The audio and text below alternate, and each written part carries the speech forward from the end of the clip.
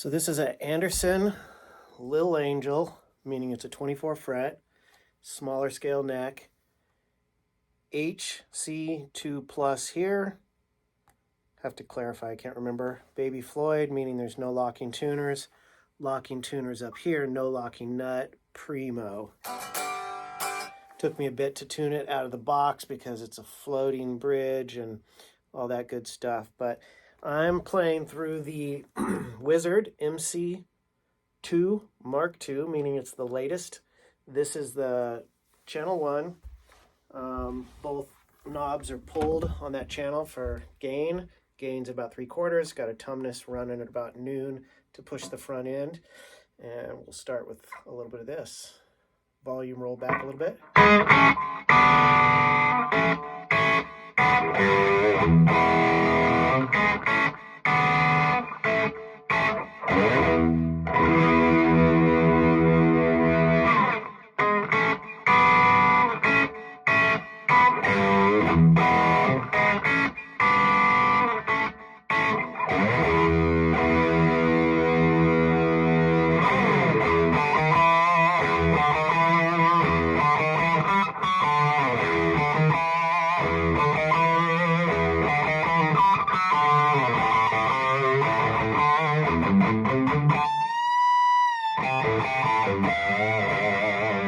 It's a little bit bright.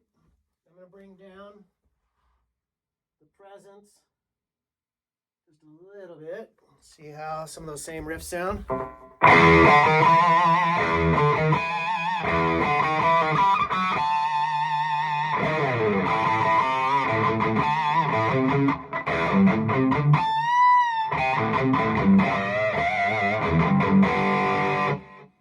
Still a little bit bright, so I'm going to go to the back. There's so many tone shaping options in this amp. By the way, it's got a basswood body and a maple top with a roasted maple neck.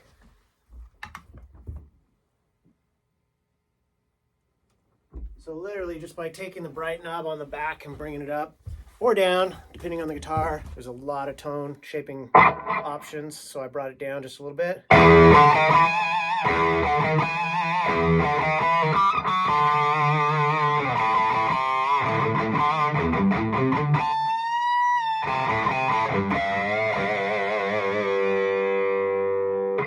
to the first riff.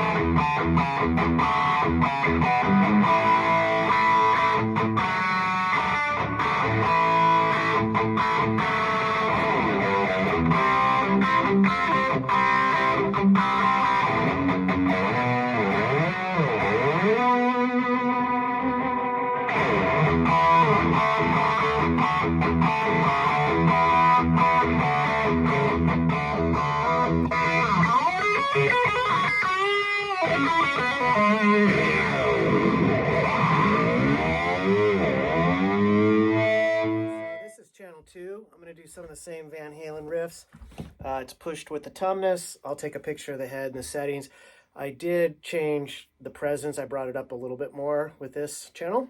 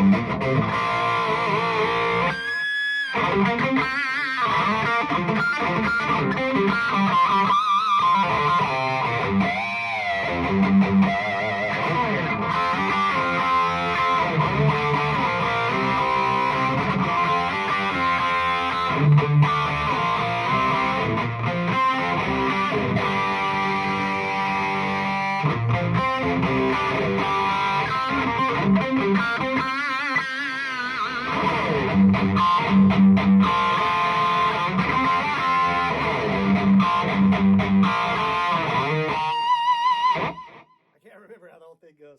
But anyways, you get the idea. This guitar is absolutely fabulous. Digging it, super clear.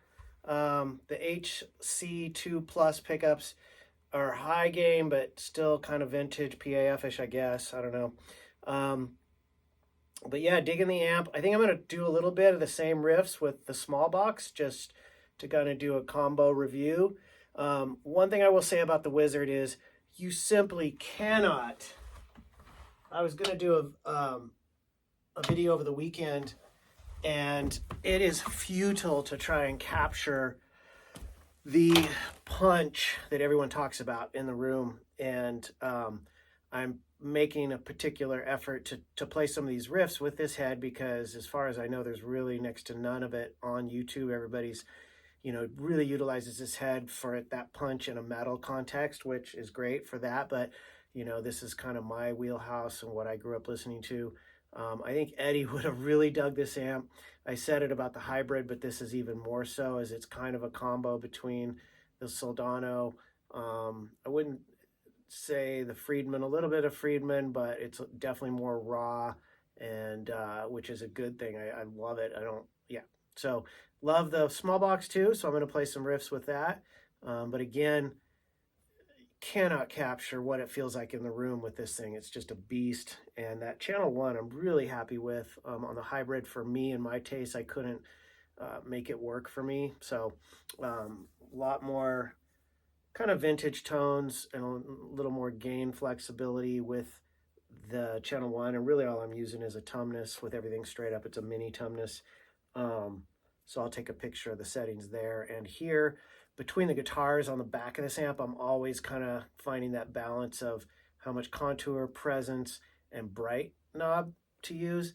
And I will say, this is most amps, presence, I never put it over noon, but both on the Smallbox and this one, so usable, where you bring it up and it's just giving you more harmonic upper end mids and so forth. Same with the contour.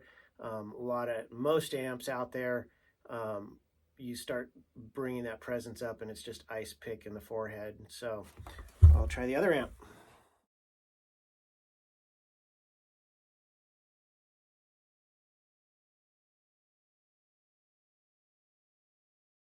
Okay, so you can see the Smallbox over there. I am pushing it with the Coco and the tumness, just because I don't have as many tone shaping tools as I do on the Wizard. This is channel 1. I'm going to roll the volume back, do some of the same riffs.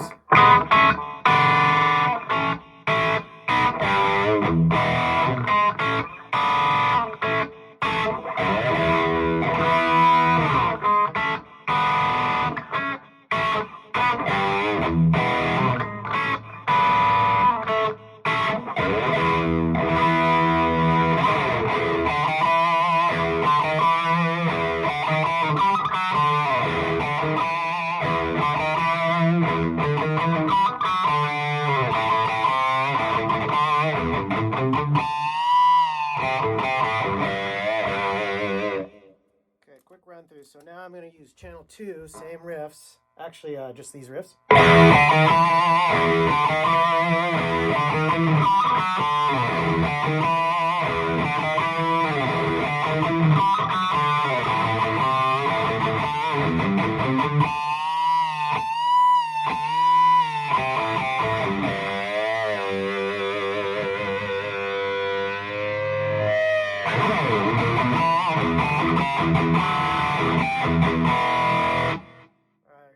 Too much top end. I'm going to bring something down.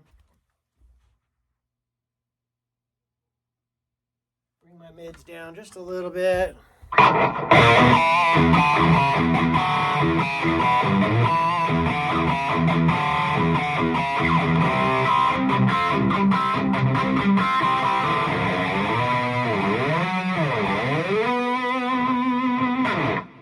Go back to channel 1. Let's hear how that sounds. I'm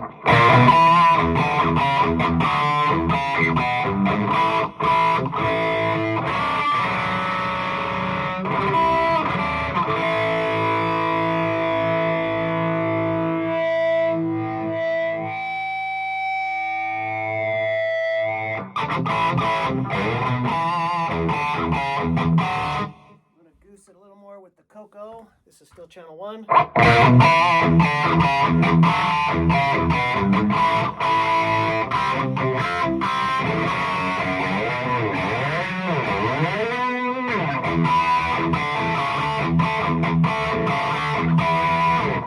So the interesting thing is, obviously that doesn't have near the gain of channel 2, but for that album, he probably wasn't using a heck of a lot more gain than that. You know, again, the Wizard is definitely a little more crushing. This one's a little more vintage, even though they call the Smallbox more raw, which it totally is compared to a BE. And definitely my favorite. Favorite Friedman, for sure. All right, what other riffs did I do to compare? Yeah, I think that's a pretty good comparison. Channel 2 definitely sounded pretty darn colossal, over the top, badass.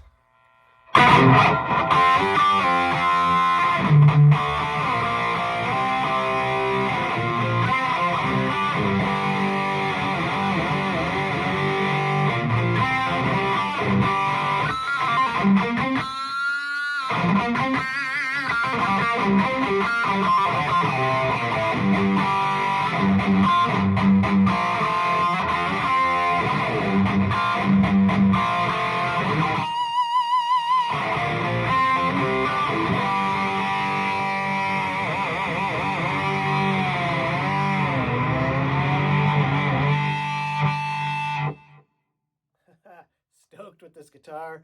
Pretty cool to have two phenomenal options. Last thing I'll say about the Smallbox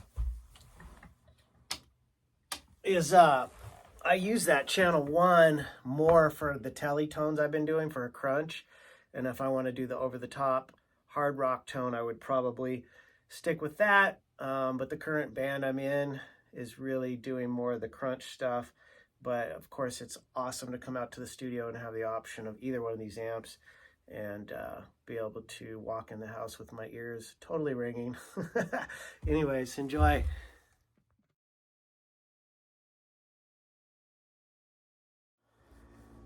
First unboxing I've ever done. So this is an Anderson build, Lil Angel, 24 frets.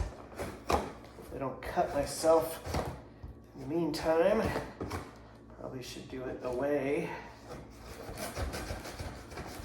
Tried to open it at work in the parking lot, and they have really good packing tape here. Thank you, Rainbow Guitars, for packing it well. Huh. Love strapping tape. Actually do. Seat on top. So this is a guitar I spec'd. Oh gosh. Strapping tape is like insane.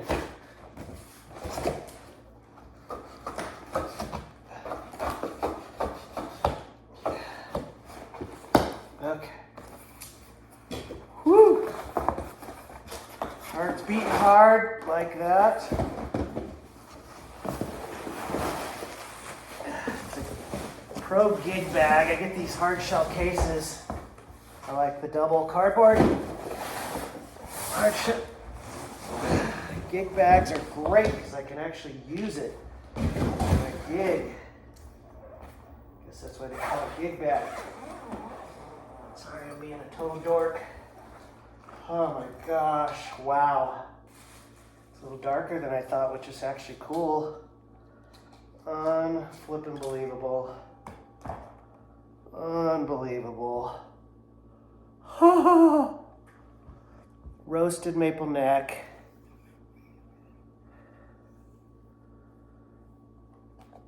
Basswood body. Binding. And the top is amazing. This is actually darker than I thought, so it makes it more subtle. Absolutely awesome. All right, I'm gonna go plug it in.